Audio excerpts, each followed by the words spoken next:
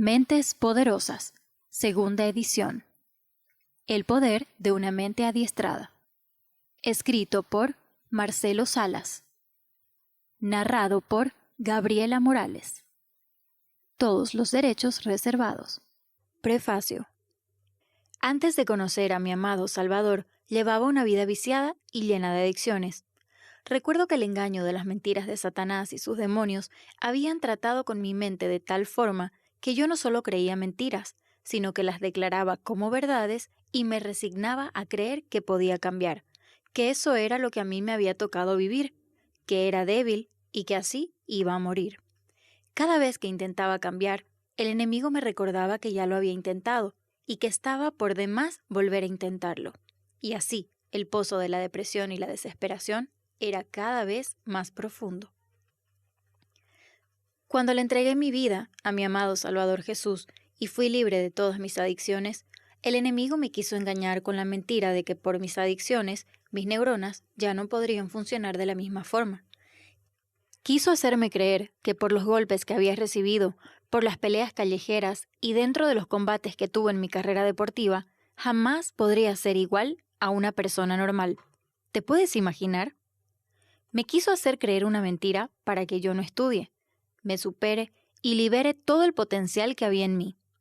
En algunos momentos dudé, me detuve, pero el Espíritu Santo me recordó que todo eso era mentira, y me indigné, retomé el control de mi mente y sujeté mi mente a Cristo y su palabra. Fue en ese momento que se hicieron pedazos esas fortalezas mentales, mentiras, y empecé a tener la mente de Cristo. Han pasado 25 años desde que tuve esas experiencias, y puedo darme cuenta que simplemente fueron mentiras y más mentiras. No lo digo por vanagloria, sino como un testimonio de la fe de lo que Dios ha hecho en mi vida. Tengo 2 licenciaturas en la carrera de Ciencias Jurídicas, Teología y una maestría en Psicología Familiar.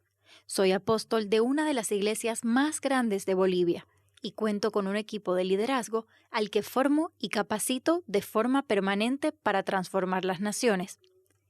Ahora tengo más de 50 años y en esta segunda mitad de mi vida he aprendido más de lo que aprendí la primera mitad.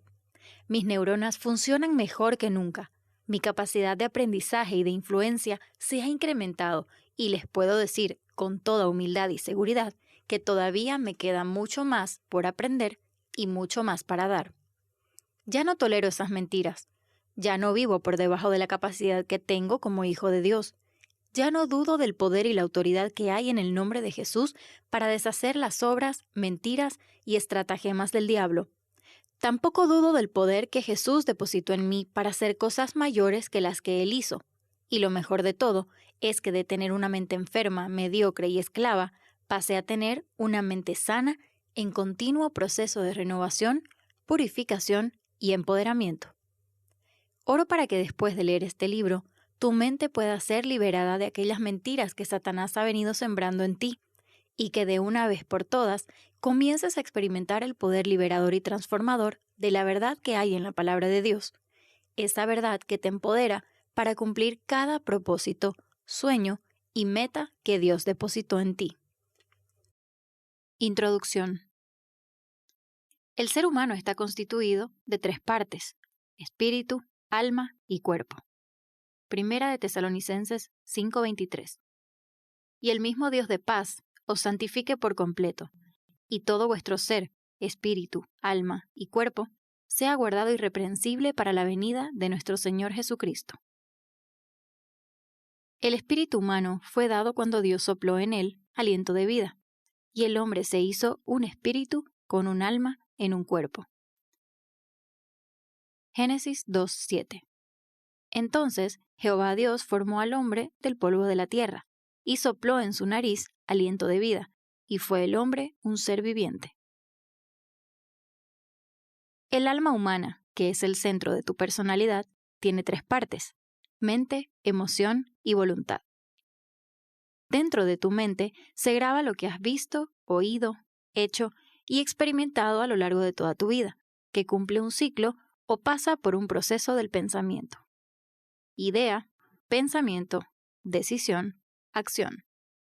Esa información, que comenzó siendo una idea, entra en tu consciente, pero a medida que va pasando el tiempo, va pasando del consciente al preconsciente o subconsciente, y al final acaba en tu inconsciente. Esto es porque la mente tiene que dejar libre la parte consciente, o sea, la conciencia, para poder recibir nuevos estímulos o inputs y así poder seguir aprendiendo. Así, cada parte de la mente tiene sus funciones específicas. Número 1. La mente consciente. Es aquella parte de la mente que se encarga de percibir la realidad que lo rodea y que puede describir sin ningún esfuerzo. La percepción, los recuerdos y los pensamientos. Número 2. La mente subconsciente. Esta conoce las cosas que ha sabido, pero que temporalmente ha olvidado ya en su consciente, y con un poco de esfuerzo puede volver a recordar y traerlas al campo del consciente. 3. La mente inconsciente. Es la parte más grande de la mente donde reposan experiencias que se ha vivido desde la niñez y que son imposibles de recordar fácilmente. Pueden manifestarse en forma de impulsos, impresiones, pensamientos incontrolados y recuerdos reprimidos. El cuerpo es el estuche o carcasa del ser humano, lo que el mundo exterior puede ver, y fue formado del polvo de la tierra.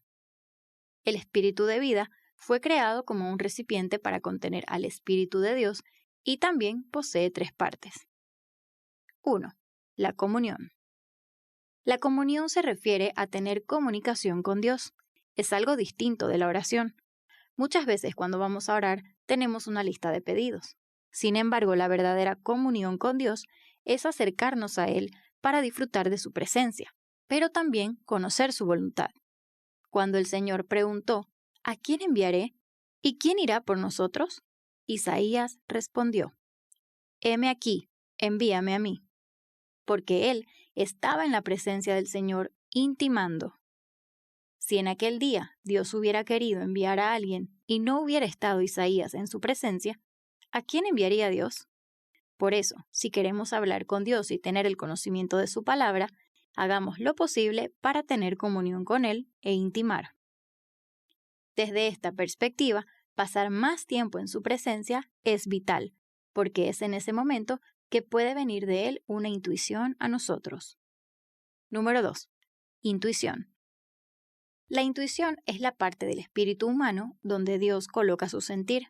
Nuestra experiencia ahora ya no es como en el Antiguo Testamento, cuando Él aparecía a los hombres y les decía qué hacer o hablar. En el Nuevo Testamento, Dios nos habla por medio de la intuición como un sentir en nuestro espíritu que no teníamos aún en el pensamiento. Seguidamente, debemos presentar en oración ese sentir. Que recibimos de Dios en la intuición hasta tener la total claridad acerca de lo que Él quiere hablar con nosotros. 3. La conciencia. La conciencia tiene la función de decir al hombre lo que es bueno y lo que es malo, lo que es correcto o equivocado, lo que agrada y lo que desagrada a Dios. Podemos también decir que su función es llevar al alma hasta Dios, es decir, llevar nuestra mente, emoción y voluntad a su presencia. La conciencia es la parte de nuestro espíritu que une al alma, para que las 3 partes del alma sean totalmente dirigidas por Dios. Cuando el alma reconoce a Jesús como su Salvador y se arrepiente de todos sus pecados, entre ellos la autosuficiencia, el orgullo, la soberbia, empieza a tener comunión y dirección de parte de Dios. Sin la comunión con Dios a través del Espíritu, no habrá un punto de encuentro entre el Espíritu, el alma y el cuerpo, y a la larga siempre seremos esclavos del pecado, engañados por las mentiras, y lo peor, ajenos a la vida de Dios. Primera de Corintios capítulo 2, versículos 15 y 16. En cambio, el espiritual juzga todas las cosas, pero él no es juzgado de nadie, porque ¿quién conoció la mente del Señor? ¿Quién le instruirá? Mas nosotros tenemos la mente de Cristo. Lo que no tiene sentido común para el hombre natural es tonto e inútil.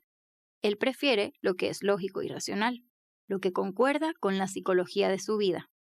Dios no siempre sigue el camino de la lógica o las leyes naturales. Su dirección nos lleva al camino absurdo de la cruz.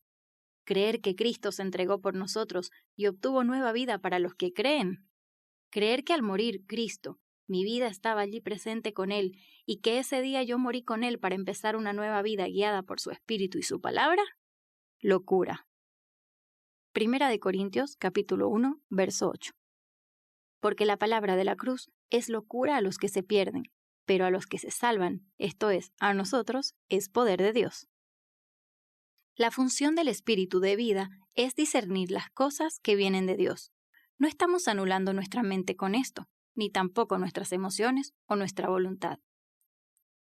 Ellas poseen sus funciones, pero de forma secundaria, de forma restringida y sin gobierno sobre el hombre.